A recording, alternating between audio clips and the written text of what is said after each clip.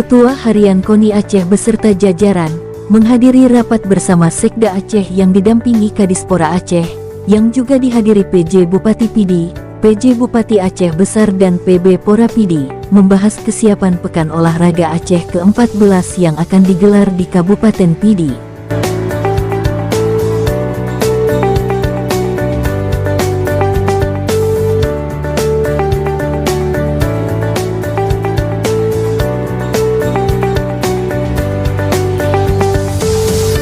Dalam rapat yang berlangsung di ruang rapat Sekda Aceh tersebut, pemerintah Aceh memutuskan bahwa pelaksanaan Pekan Olahraga Aceh, PORA, tahun 2022 tetap digelar di Pidi pada tanggal 10 Desember tahun 2022.